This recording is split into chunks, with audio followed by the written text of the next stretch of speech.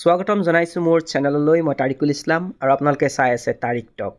বহু দিনৰ পৰা আমি এটা পৰিকল্পনা কৰি আছিলোঁ যে আমি উজনি অসম ভ্ৰমণত যাম, কিন্তু বতৰটো ইমানেই বেছি বেয়া, ইমানেই গৰম আছিলে এইকেইদিন আমি আমাৰ পৰিকল্পনাত আমি উপনীত হ'ব পৰা নাছিলোঁ। কিন্তু আজি বতৰটো খুবেই ভাল, আজি আৰম্ভ কৰিছোঁ উজনি অসম ভ্ৰমণৰ যাত্ৰা।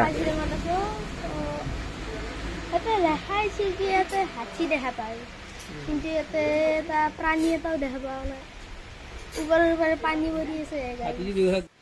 ইমান ৰ'দ এইকেইদিন, আৰু ৰ'দ কাৰণে প্ৰায় বহুত দিন আমি প্লেনিং কৰিও আজি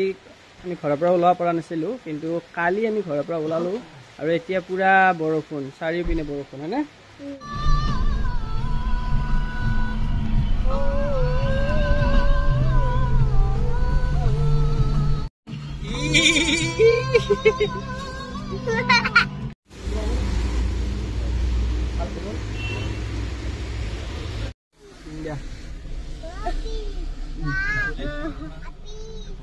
কি লৈছা তুমি হাতত? কি এইটো?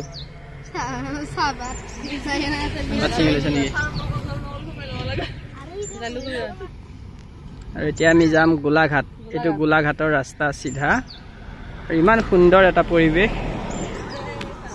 মাজেৰে গৈছে ৰাস্তাটো, চাৰিওফালে আপোনাৰ চাহৰ বাগান, ভাল লাগে। এতিয়া আমি যাম গোলাঘাট।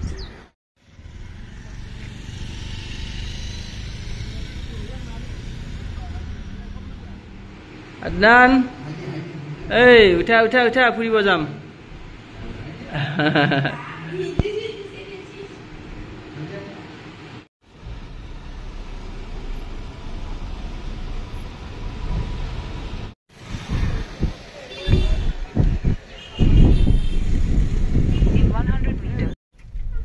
আৰু গোলাঘাটত যিহেতু আমি ৰাতিটো থাকিম, এতিয়া ফৰকাটিং হৈ আমি মেৰাপানী অভিমুখে আহিলোঁ। মেৰাপানীত দাদাৰ কোনোবা চিনাকি আছে ইয়াতে, আমি তেওঁক এবাৰ লগ কৰিম। লগ কৰি আমি ইয়াৰ পৰা পুনৰ গোলাঘাটত যাম। আৰু গোলাঘাট আহিছোঁ যেতিয়া কৰিণা বাহঁতৰ ঘৰত এপাক সোমালোঁ, আৰু সঁচাকৈ খুব সুন্দৰ পৰিয়াল।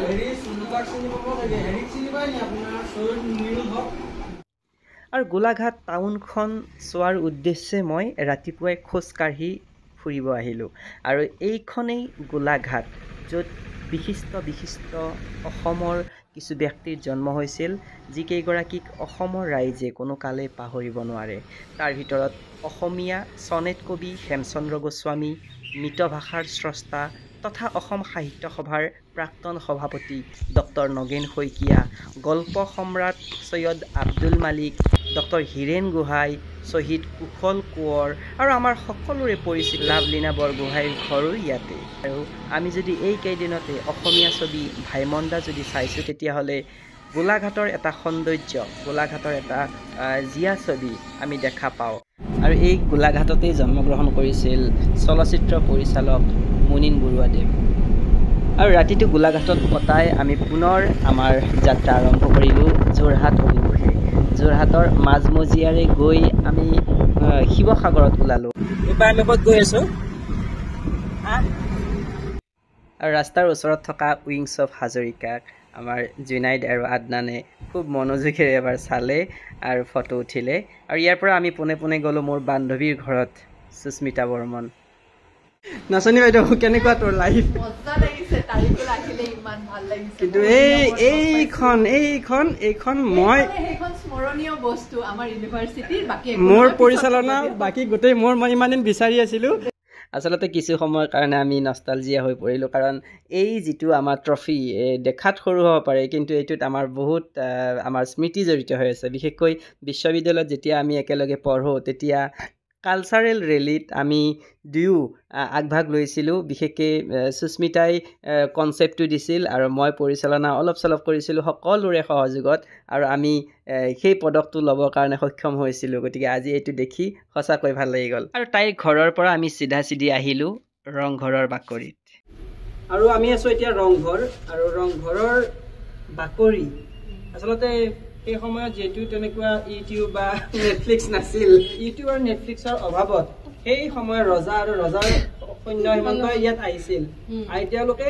আজিৰ দৰে প্লেলিষ্ট নাছিল যে আমি এইটো বস্তু সাৰ্চ কৰি দিলে এইটো আহি যাব আজি বোলে আমি ভাইমন্দা চালো কাইলৈ বোলে আমি কিবা বেলেগ চালো আজি বোলে আমি মিউজিক শুনিলো তেনেকুৱা নাছিল ইয়াত মাত্ৰ 3টা বা 4টা কেটেগৰীৰ ইয়াত ৰং হৈছিল এটা হৈছে মহ যুঁজ এটা হৈছে ইয়াত চৰাই যুঁজ খালি মানে খালিকা বা তেনেকুৱা চৰাই আৰু এটা হৈছিল বিহু নৃত্য এনেকুৱা আমি কৈ আছো তলাতল ঘৰ ন কি ঘৰ এইটো কোৱাচোন এইটো কি হয় কাৰণে বিখ্যাত বা কেনেকুৱা কি মানে এটো আন্ডাৰগ্ৰাউণ্ড হাউচ এটা আছে আন্ডাৰগ্ৰাউণ্ড আছে এইটো বহুত সময় আগতে আৰু এইটো ৰজাই বনাইছিল ইয়াৰ তলেদি কাৰেং ঘৰ যাব পাৰি তাতে এনেকৈ যাব পাৰি এইবিলাক এইটো কি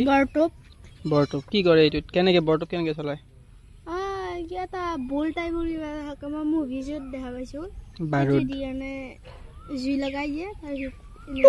কেনেকৈ গুচি যায় দুটা আছে সেই তাতে আছে বৰটোপ ব'লা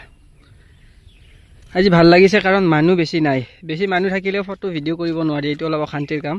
তথাপি আৰু আজি ভাল লাগিছে কিন্তু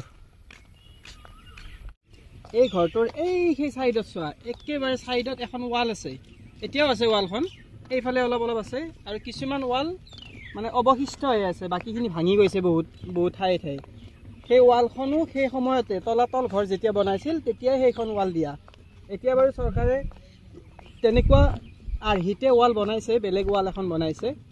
আৰু এইটো এনেকুৱা এটা ঘৰ যিটো ঘৰত আজিলৈকে তত্ত্ব মানে তাক ওলাবৰ কাৰণে আজিলৈকে সম্পূৰ্ণ তত্ত্ব নোলাল বিশেষকৈ এই তলাতল ঘৰৰ তলত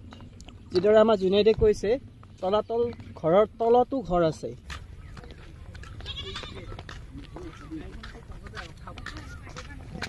তলাতল ঘৰৰ এইটো হৈছে আপোনাৰ প্ৰসূতি বিভাগ মানে এটা মেডিকেল আৰু ক'ব গ'লে ইয়াত সেই সময়তে প্ৰসূতি ৰিলেটেড যিমানখিনি চিকিৎসা হৈছিল ইয়াতে হৈছিল আৰু এই তলাতল ঘৰটো হৈছে 7 মহলীয়া ঘৰ কিন্তু 7 মহলীয়া হ'লেও এতিয়া ইয়াত আপুনি 7 মহলীয়া দেখা নাপায় 3টা মহল মাটিৰ তলত আছে আৰু 4টা মহল মাটিৰ ওপৰত কিন্তু সময়ৰ লগে লগে ইয়াতে ওপৰৰ মহল কেইটাও জহি হৈ পৰিছে বিশেষকৈ 1950 চনৰ যিটো ডাঙৰ ভূমিকম্প হৈছিল সেই ভূমিকম্পৰ সময়ত গোটেইখিনি ইয়াত খহি পৰিছে এইবিলাক দেখিব পাৰে আপুনি এইবোৰ দেখিব পাৰে মানে যিমানখিনি ইটাবিলাক আছে ইটাবিলাকৰ যিটো ষ্টাইল সাইজটো চাওকচোন ইটাবিলাক কেনেকুৱা কিমান সুন্দৰ জুনাইদ কোৱাচোন আমাৰ এতিয়া আমি ক'ত আছো এইখিনি ওপৰত তলাতল ঘৰৰ একেবাৰে ওপৰত আছো ন ইয়াৰ বিষয়ে অলপ কোৱা আমাৰ এইটো সাইডে ৰাণী থকা ঘৰ আছে কোনটো এইটো ঘৰ কি এইটো সাইডে ৰাণী আছিল ৰাণী এইটো সাইডে মহিলা মানুহ বিষয়ৰ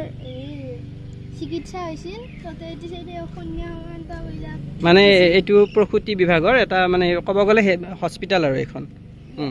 আৰু তাতে এইটো সাইডে আৰ্মি ঘৰ আছে সৈন্যবিলাক আছিল ন সেইটো সাইডে দি জুমি চাই যিকোনো শত্ৰু আহিলে সেইটো সাইডে দি জুমি চাই কি বুলি কয় এইখিনি মেকুৰী ঘৰ কোনটো মেকুৰী ঘৰ এই সেইটো একদম আগত ন আচ্ছা আৰু মাটিৰ তলতো আছে নেকি ইয়াৰ তলত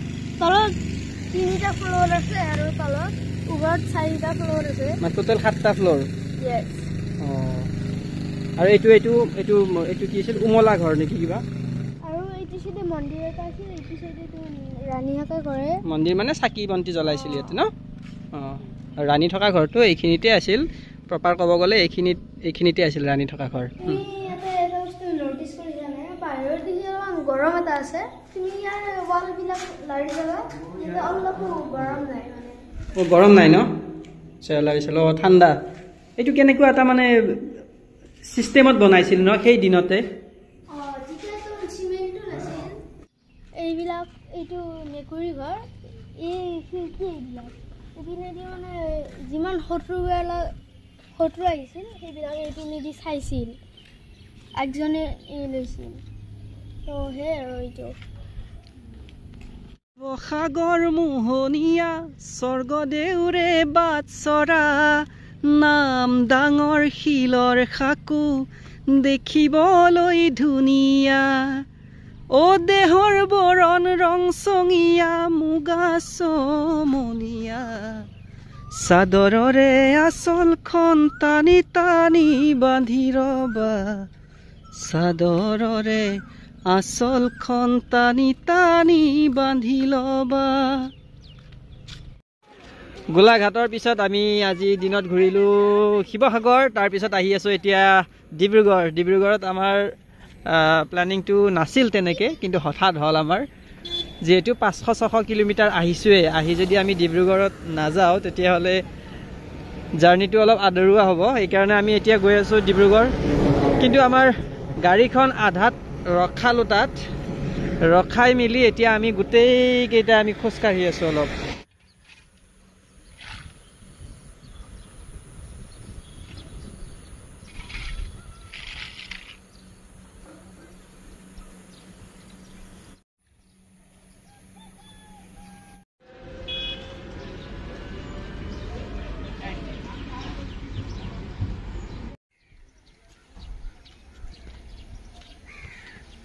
আহিম এবাৰ আহিলে আৰু এনেকৈ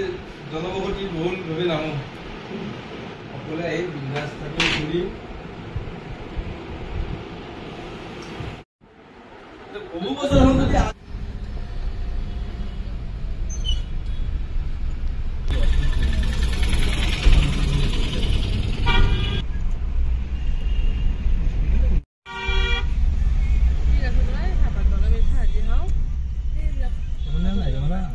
জুবিলি 2007 বল 53 ৰে এইখন স্কুল কোনপিনে এইফালে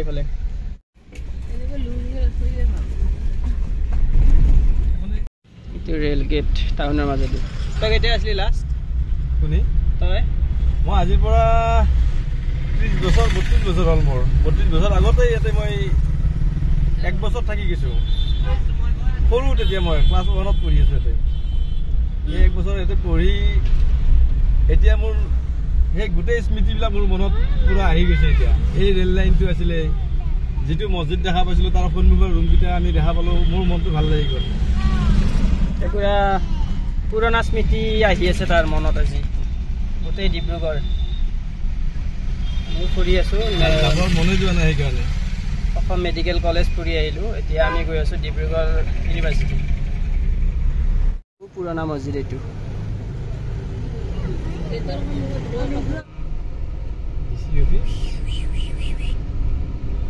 তুমি দেৱবৰ্মন আহি গৈছিল দেখোন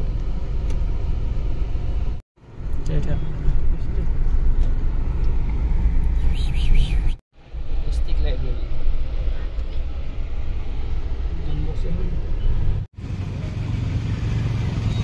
1893 চনৰে এইখন অসম সাহিত্য সভাৰ ডিব্ৰুগড় সাহিত্য সভা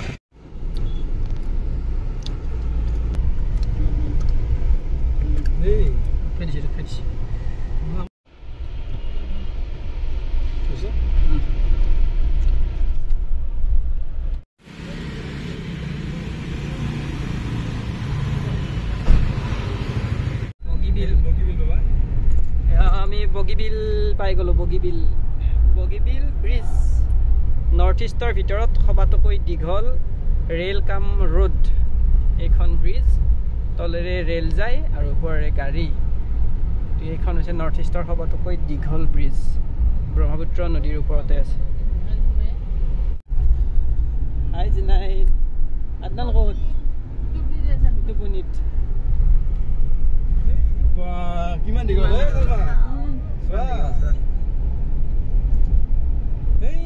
দেখা নাপাইছোঁ ডিব্ৰুগড়ৰ পিছত আজি আমি পুনৰ যাত্ৰা আৰম্ভ কৰিছোঁ বগীবিল ব্ৰিজেৰে গৈ ধেমাজি হৈ এনেকৈ লখিমপুৰ হৈ তেজপুৰ হৈ পুনৰ ঘৰ চাওঁ আজি কিমান দূৰ যাব পাৰোঁ এটা দীঘলীয়া যাত্ৰা আচলতে ক'ব গ'লে খাম ৰ'বা আৰু এতিয়া আছোঁ আমি বগীবিল ব্ৰিজৰ ওপৰত আৰু আমাৰ গাড়ী আগত ৰখাই মেলি এতিয়া অলপ কিবা ইয়াতে পাৰিলে আমি ফল চল কিবা কিবি খাই লওঁ তাৰপিছত আৰু আমাৰ যাত্ৰা আৰম্ভ কৰিম কি খালা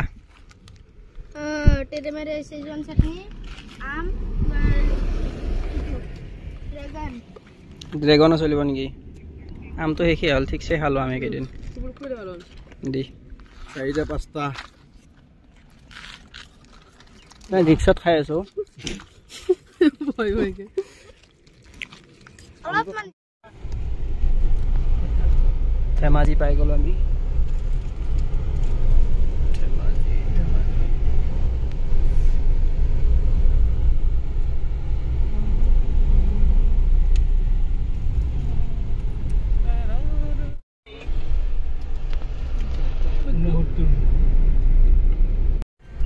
বানপানী আছিল না ধেমাজি পানীৰ ঠাই ক'ব গ'লে পানী আছে পথাৰত চোতালত পানী মানে পানী থাকে বাৰিষা কালত পুৰা পানী সেইকাৰণে নেকি আমাৰ প্ৰায়খিনি মানুহ ইয়াতে লক্ষ্য কৰিছোঁ মানুহখিনিৰ আৰ্থিকভাৱে অলপ দুৰ্বল তেওঁলোক হয়তো পানীৰ কাৰণেই হ'বলা তেওঁলোকৰ যিহেতু পানীয়ে জুৰুলা কৰে খেতি বাতিও তেনেকৈ ভাল দেখা নাই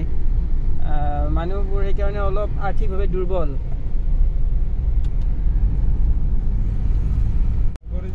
একেবাৰে মানুহবোৰৰ অৱস্থা এনেকুৱা তেওঁলোকৰ কষ্টকৰ এটা পৰিৱেশত আছে যদিও বা নামি চোৱা নাই কিন্তু অনুমান কৰিব পাৰি যিকোনো এখন ঠাইত গ'লে বিশেষকৈ এই সময়ত আমাৰ পথাৰবোৰত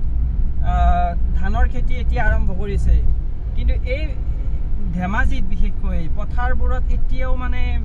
পানী আছে বা তেনেকুৱা খেতিৰ আৰম্ভণি হোৱাই নাই ইয়াতে গতিকে মানুহবোৰৰ অৱস্থা তেনেকুৱা সেইকাৰণে চাগে বহুত তেওঁলোকৰ অৱস্থা তেনেকুৱা দুৰ্বল হৈ গৈছে আৰু বিশেষকৈ ইয়াত বস্তুবোৰৰ দাম সাংঘাতিক বেছি যিহেতু খেতিয়ে নাই খেতি অসমৰ যিহেতু প্ৰধান জীৱিকা খেতিয়ে হয় কিন্তু ইয়াত খেতিটো নাই খেতি কৰিব ভয় কৰে কেতিয়া পানী আহে সেইটোৰ কোনো ঠিকনা নাই আৰু এয়াই হৈছে জীয়া ভৰালি নৈ আৰু এই জীয়া ভৰালিয়ে মাজে মাজে তাণ্ডৱ কৰে এই ঠাইবোৰত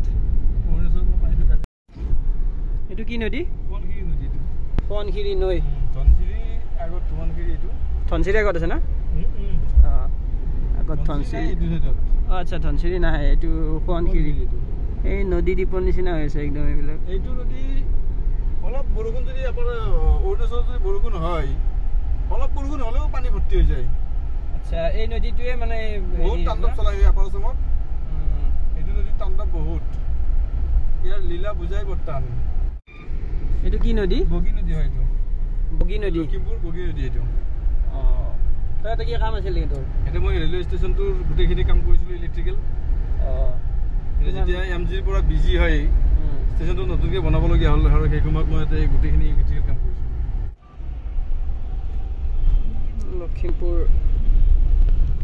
লখিমপুৰ টাউন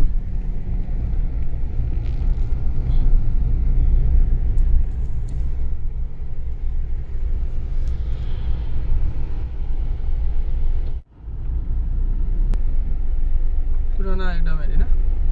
বিল্ডিংটো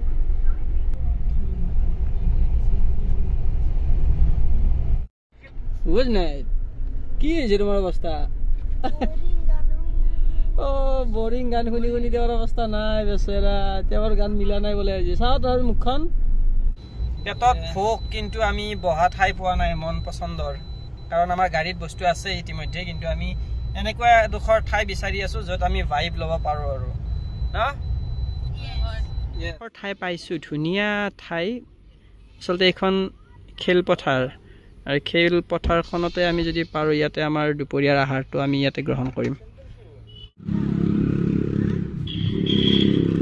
ইয়া ৰেডি বঢ়িয়া ৱাও ঠাইখিনি নাওবৈচা পাৰ হৈ আহিছোঁ এইখিনি ঠাই বৰ এটা গম পোৱা নাই আৰু এই গোটেই ঠাইখিনিত নাই বুলি ক'লে আপোনাৰ 300 জোপা আছে গছ অকল এজাৰ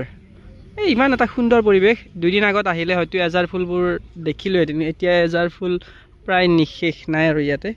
কেইটামানহে আছে ফুলি বাকীবিলাক সৰি গৈছে এতিয়া আমাৰ এতিয়া জাৰ্ণি আৰম্ভ হ'ব আৰু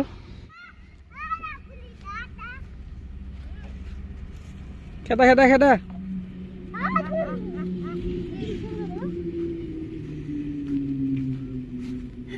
কি খেদি আছা গুৰুকি দিন আতো আৰু আৰু গুৰু কি দিয়া তোমায় আৰু আৰু আকৌ কৰা নাই ছাগলী ছাগলীক কি দিয়া তো কি কৈছে ছাগলী তোমাক ডাঙৰকে কৈতে যাম বুলি কৈছে কি দিৰি তো হয় নেকি খেদাচোন আৰু এবাৰ খেদা